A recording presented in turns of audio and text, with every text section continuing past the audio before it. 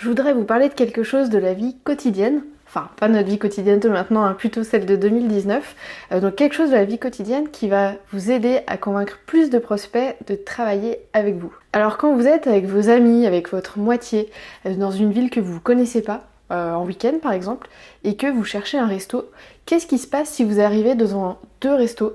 Alors un qui a une terrasse remplie à craquer, avec des serveurs qui passent avec des belles assiettes, et un restaurant qui est juste à côté, et il y a personne dedans. Est-ce que vous vous dites « Ah trop chouette, on va aller dans le resto où il y a personne, comme ça on va être servi super vite ». Non, vous vous dites plutôt « Mais pourquoi il y a personne? C'est pas normal.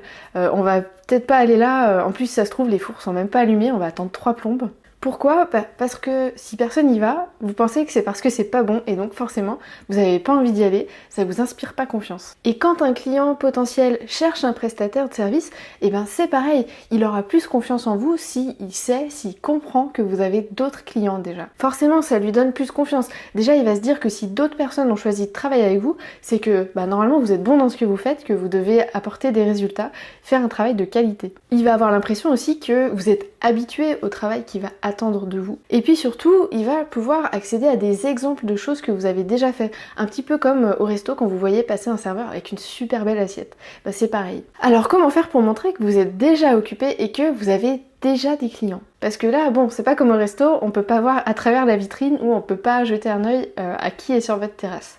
Déjà, sur votre site, sur votre profil LinkedIn, sur vos profils, sur les plateformes de freelance, n'hésitez pas à demander à vos clients et à vos anciens clients de vous laisser un témoignage. Dans votre communication, parlez de vos clients quand vous avez leur accord pour le faire, bien sûr. Évoquez les nouvelles signatures, évoquez les nouveaux projets que vous avez fait avec eux. Vous les mettez en avant, ils seront contents et vous, ça vous permet de montrer aux autres que vous êtes en train de bosser, qu'il y a des clients qui font appel à vous.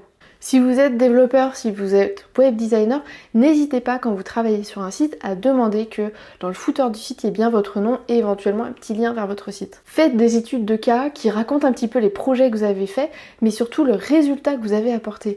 Et ces études de cas, n'hésitez pas à les utiliser sur votre site, à les utiliser dans vos propositions commerciales. Et si vous n'en avez pas, n'hésitez pas dans vos propositions commerciales à indiquer les logos des entreprises avec lesquelles vous avez déjà travaillé. Et puis c'est tout bête, mais quand un prospect vous contacte, proposez-lui plusieurs créneaux pour échanger, dites-lui pas qu'il peut vous appeler n'importe quand.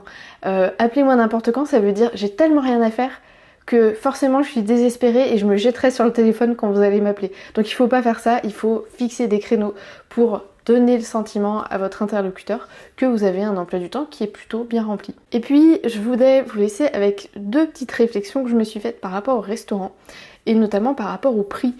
Qu'est-ce que vous vous dites quand il y a une carte au restaurant qui est vraiment pas chère? Est-ce que vous vous dites bon là la nourriture c'est vraiment de la qualité, ça coûte que dalle? Non, en fait quand c'est pas cher on a l'impression que ça va pas être très bon. Et malheureusement pour un freelance c'est pareil. Si vous êtes un freelance avec des prix trop bas, il y a un risque que les prospects vous jugent pas très sérieux et qu'ils pensent que vous faites du low cost. Et du coup c'est pas très bon pour votre image. Et puis je sais pas si ça vous est déjà arrivé d'arriver devant la carte d'un resto en disant mais ils font 50 000 trucs, c'est pas possible, tout doit être congelé. Mais là c'est pareil, vous vous dites pas c'est de la qualité. Les meilleurs restos c'est des restos qui font très peu de plats parce qu'on sait que tout est frais. On sait que les recettes, ils les connaissent par cœur et que ça va être trop bon. Pour les freelances, c'est pareil. Si vous voulez tout faire pour tout le monde, il n'y a personne qui va vous adorer, il n'y a personne qui va avoir hyper confiance en vous. Et du coup, vous n'aurez pas un bouche à oreille efficace. Vous n'aurez pas un flux régulier de prospects qui viennent à vous. Donc, voilà, le resto, ça veut dire qu'il faut savoir se montrer occupé auprès de nos prospects, qu'il ne faut pas avoir des prix trop bas et également qu'il faut savoir se spécialiser.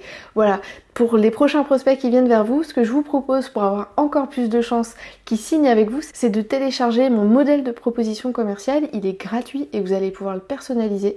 Je vous mets le lien juste en dessous de la vidéo pour que vous puissiez le télécharger. Et je vous dis à très vite.